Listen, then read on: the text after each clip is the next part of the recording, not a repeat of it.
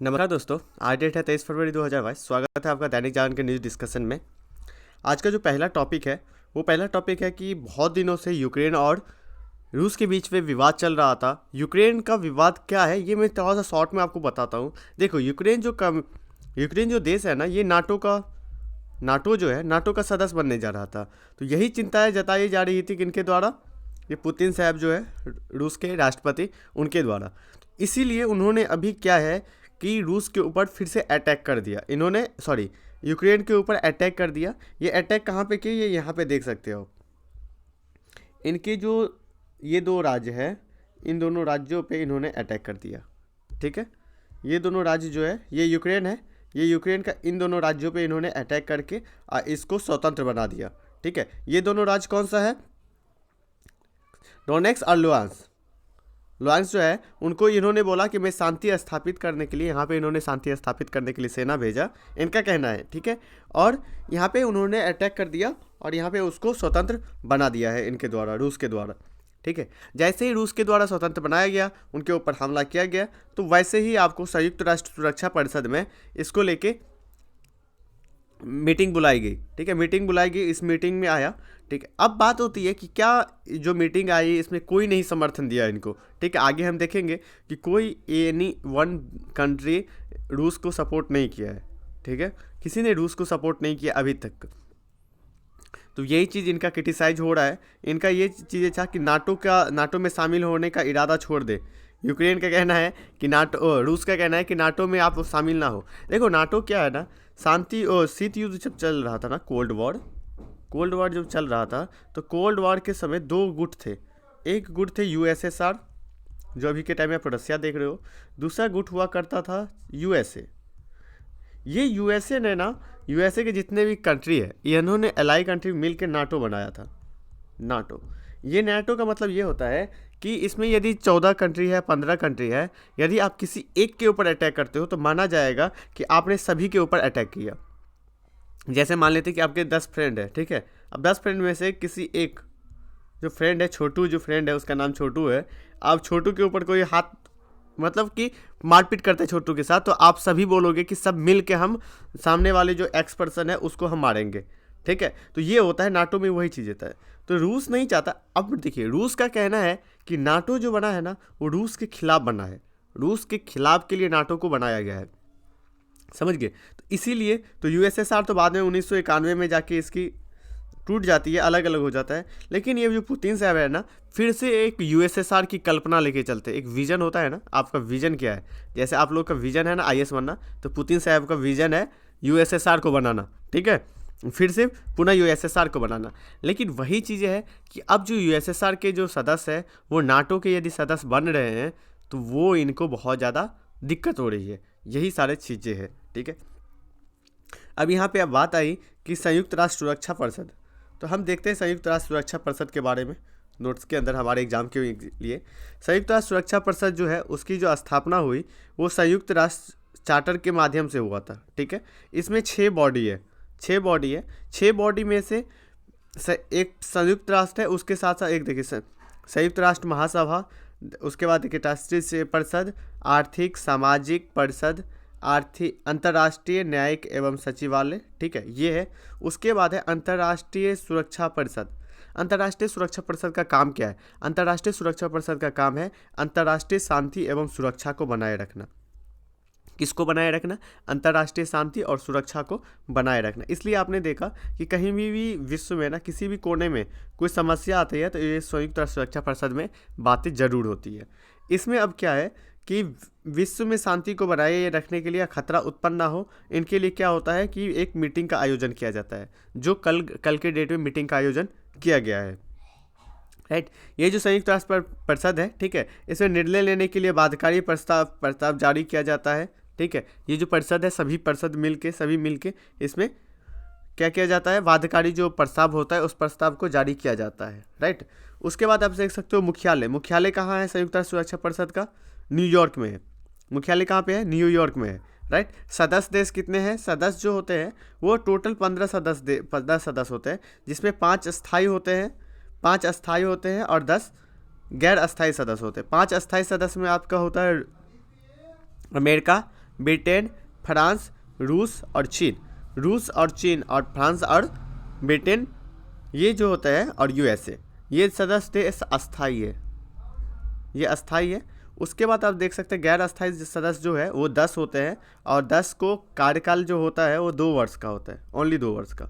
ये सदस्य देश किस आधार पे होते हैं? कार्यकाल 5 वर्ष। सदस्य देश का कैसे मानेंगे, क्योंकि विश्व तो बहुत बड़ा है ना, तो सदस्य देश 10 ही कैसे आएगा इसके अंदर? तो इसको ना 10 जो अस्थायी सदस्य है इसके वितरण जो होता है ना वो क्षेत्र के आधार पे होता है। जैसे देखिए अफ्रीका से इतना होगा, एशिया से इतना होगा, जितने भी क्षेत्र है ना उस क्षेत्र से इसको लिया जाता है, राइट। इस परिषद को कितने माह का सदस्यता लेती है? अध्यक्ष। अध्यक्ष का जो होता है 15 सदस्यों के बीच में रोस्टर होता है। रोस्टर मतलब कभी इसके पास, कभी इसके पास, कभी इसके पास, ऐसे ही। भारत ने भी अगस्त के समय इसका अध्यक्ष बना था, ठीक है। तो ये सारा पॉइंट है इसके अंदर। उसके बाद अब मतदान और चर्चा कैसे होती है। देखिए मतदान जो होता है ना वो जितने भी अस्थायी सदस्य हैं इनके पास एक विशेष शक्ति होती है। ये किसी भी प्रस्ताव के पीछे अपना यदि विपक्ष मतलब पक्ष नहीं रखे, विपक्ष का प्रस्ताव वीटो जारी कर देती है, ठीक है। यदि वो वीटो जारी कर दे तो यदि कोई भी अस्थायी देश जो है वो वीटो जारी कर देगा तो वो प्रस्ताव पारित नहीं माना जाएगा, वो वहीं पे ख़त्म हो जाता है, ठीक है। अब हम देखते हैं भारत में क्या है अस्थायी सदस्यों का जो चीज़ें हैं। भारत भी अस्थायी सदस्य बनने के लिए दावेदारी ठोकता है, ठीक है, दावेदारी पेश करता है, प्रस्तुत करता है। वो किस तरह से? इनका कहना है कि हमारे पास जो क्षमता है, जिस तरह से आप देख सकते हो हमारे पास जनसंख्या, क्षेत्र के आकार जो है, उसका सकल घरेलू उत्पाद जीडीपी, हमारा आर्थिक क्षमता, संस्कृति, विरासत और विविधता, ठीक है, राजनीति व्यवस्था तथा संयुक्त राष्ट्र की गतिविधियों का विशेष रूप, ओके, और संयुक्त राष्ट्र शांति जो होता है ना, संयुक्त राष्ट्र शांति, वो सारा चीज़ें हम इसमें करते हैं, हम शांति के लिए काम करते हैं विश्व में, ओके। हमारा वर्तमान और अतीत के बारे में आप देख सकते हैं, हम कभी भी अशांति अपने विश्व में नहीं चाहे हैं। तो इन सारी चीज़ों के लिए हम क्या चाहते हैं कि भारत को भी इसमें अस्थायी सदस्य के रूप में मान्यता दी जाए, ठीक है। चलते हैं नेक्स्ट आर्टिकल की ओर अपने। नेक्स्ट आर्टिकल इस पेज के अंदर नहीं है, इस पेज के अंदर भी आपको नहीं मिलेगा, इस पेज के अंदर मिलेगा कि इटली से ना अब क्या होगा, अब लोकेश्वर जो प्रतिमा है, ठीक है, पद्मानी, उसको लाया जाएगा। ये अब लोकेश्वर जो है, अब की मूर्ति है, इसको कहाँ से लेके चला गया था? इटली में चला गया था, इसको बेचने के लिए रख दिया गया था। सरकार जो है वो सभी जो प्रतिमा है, हमारा जो धरोहर है, इसको भारत में लाने के लिए उनका योजना चल रही है। उसी योजना के तहत सरकार लेके आएगी। इस मूर्ति को बिहार के कुरकिहार मंदिर में स्थापित किया जाएगा। कुरकिहार मंदिर जो है वो बौद्ध भिक्षुकों के लिए सबसे इम्पोर्टेंट जगह में से एक है। बौद्ध जो भिक्षुक है ना, ठीक है, ये बौद्ध की प्रतिमा है, ये ध्यान रखिएगा, ये बौद्ध की प्रतिमा है। कौन से अवतार का है? ये अवलोकितेश्वर है। अवलोकितेश्वर का मतलब ये माना जाता है कि इनका ये कहानी है कि ये जो एक करुणा जो होते हैं ना, करुणा, ठीक है, इनके अनुसार अवलोकितेश्वर अपनी करुणा कई भी रूप से धारण करके किसी भी दुखिया को, ठीक है, जो दुखिया है उनको सहायता प्रदान करती है, मतलब जो ज़रूरतमंद है उनको ये सहायता प्रदान करती है, ठीक है। चीनी जो यात्री आए थे फाइयान ने भी जब भारत आए तो उन्होंने देखा कि अवलोकितेश्वर जो मूर्ति है उनको बहुत ज़्यादा यहाँ पे पूजा पाठ किया जाता है, इनके पूजा अर्चना की जाती है, ठीक है। तो इसकी बात की जाती है। उसके बाद देखेंगे इनका कुछ विशेषता है। इनके हाथों में आप देखेंगे, बाएं हाथ में, ठीक है, ये आर्ट एंड कल्चर के लिए आपके लिए इंपॉर्टेंट हो जाता है। बाएं हाथ में एक खिला हुआ फूल है इनका, ठीक है, एक खिला हुआ फूल पकड़े हुए है, ठीक है, की डंडी पकड़े हुए दिखाई देते हैं। इनके पैर के पास जो है ना 2 परिचाइयाँ है। देखिए ये जो पैर है, ये देखिए ये 2 परिचाइयाँ है यहाँ पे दोनों साइड, ओके, पैर के पास, राइट। तो ये है, ये कब का माना जाता है? ये 8वीं शताब्दी से लेके 12वीं शताब्दी के बीच का बताया जा रहा है, ये सारी चीज़ है, ठीक है। तो ये है इनका कथा जो है वो कमल प्रकृति के वर्णन को बताता है। तो ये अवलोकितेश्वर कौन थे, उनके बारे में, प्रतिमा के बारे में थे। ये भगवान जो है ना गौतम बौद्ध धर्म के थे। ये सर्वाधिक लोकप्रिय बौद्ध जो भिक्षुक होते थे ना, बौद्ध जो धर्म वाले होते थे, उनमें सबसे लोकप्रिय ये माने जाते थे। तो ये आपके लिए आज मस्ट इम्पॉर्टेंट है GS paper 1 art and culture के लिए, ठीक है। आर्ट एंड कल्चर के लिए बहुत ही इंपॉर्टेंट ये चीज़ें हैं, राइट। नेक्स्ट आर्टिकल चलते हैं। नेक्स्ट आर्टिकल इस पेज के अंदर नहीं है, इस पेज के अंदर है। आपको पता है कि भारत और चीन के बीच, भारत भारत और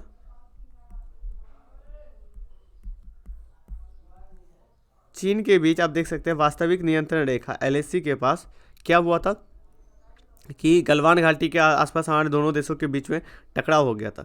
इसको ख़त्म करने के लिए अभी सारी चीज़ें चल रही है, उसी से संबंधित है। भारत जो है ना वो उसको सुरक्षा के लिए सेना पूरी तरह से सतर्क है, वही चीज़ें बताया जा रहा है। कुछ इसमें कुछ खास आपको दिखाई नहीं देगा।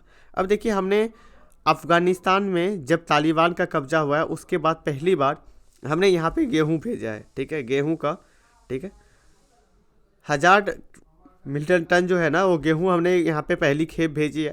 तो हमने गेहूँ जो भेजा है इसका मतलब ये नहीं है कि हमने तालिबान से बात करना स्टार्ट कर दिया, हमने मानवता को लेके बात किया है, ठीक है। पहले हमारे यहाँ पे मानवता है, ठीक है, ह्यूमैनिटी है, उसके बाद हम कुछ करेंगे।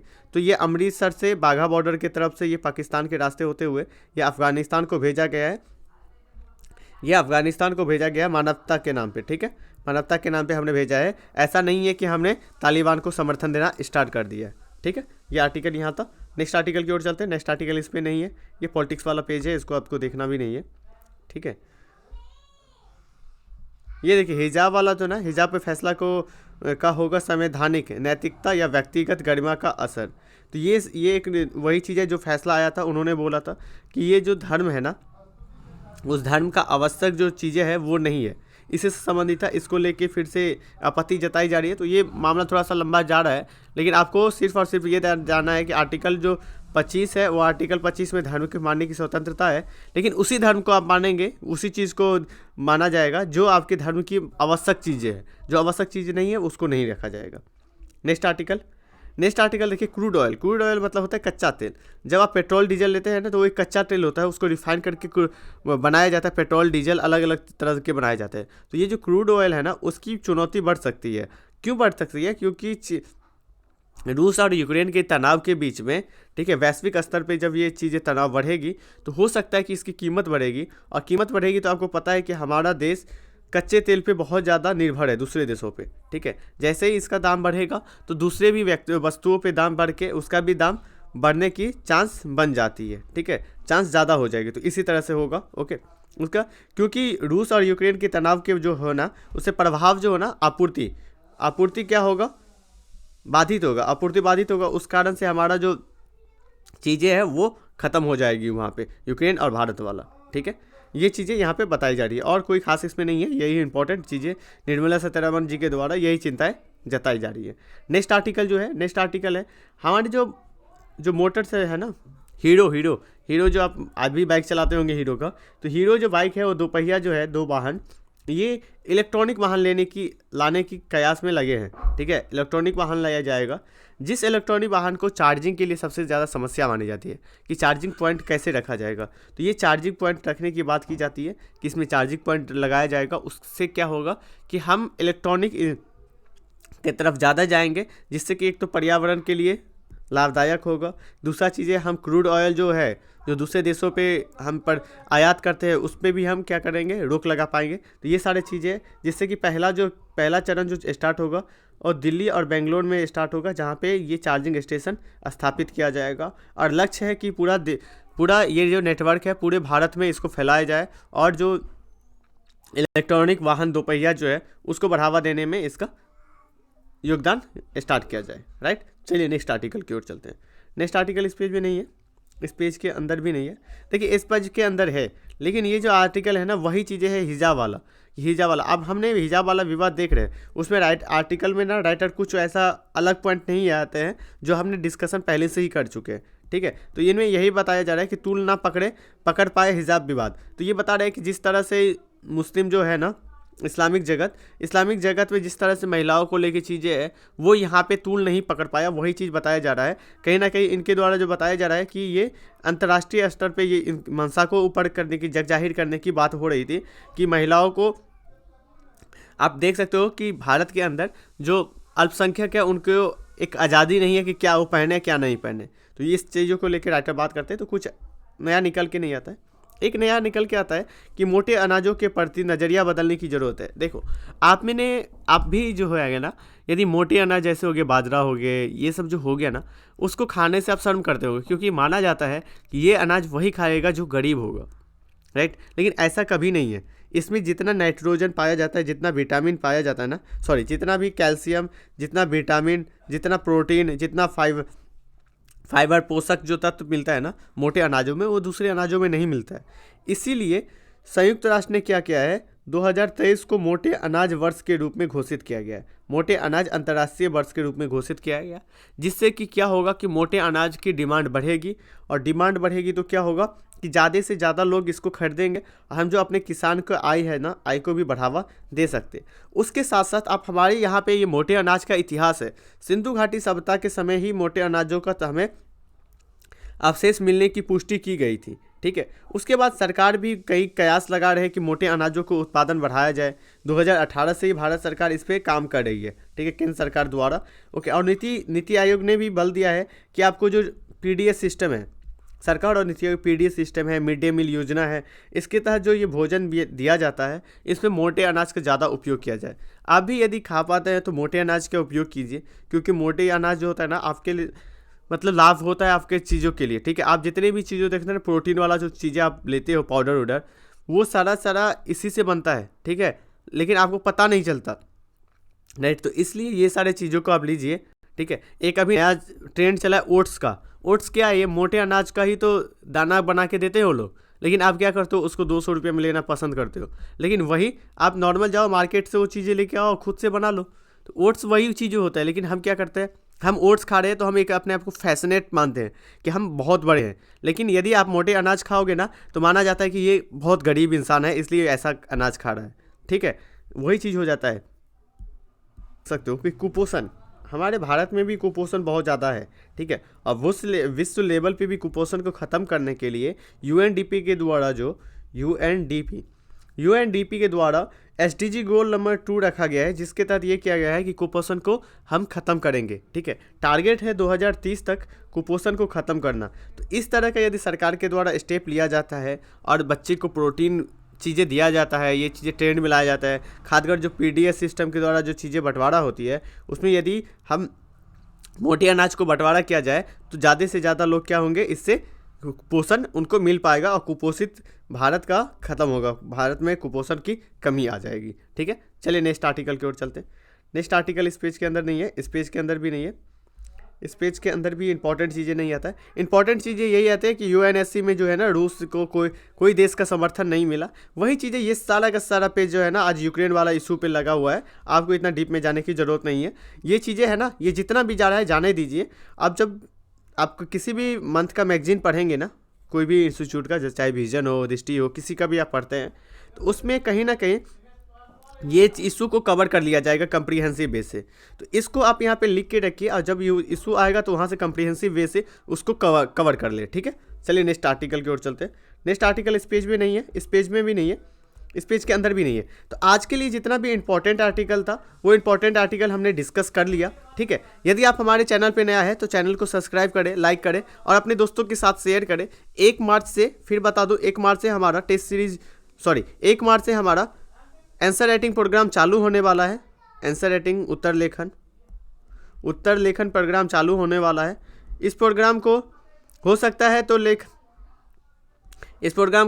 तो हम लाइव करें, ठीक है, लाइव क्लास रहेगा, या हो सकता है तो रिकॉर्डेड रहेगा। ये मैं आपको बहुत जल्द बता दूंगा 30 तारीख तक, और इस तारीख 28 तारीख तक, इस बार महीने में तो 28 ही ना, तो 28 तक मैं बता दूंगा। इसको किस वे में आपको ले जाना है वो भी चीज़ें हम यहाँ पे डिस्कस कर देंगे, ठीक है। तो आज के डिस्कशन में इतना ही। Thank you so much.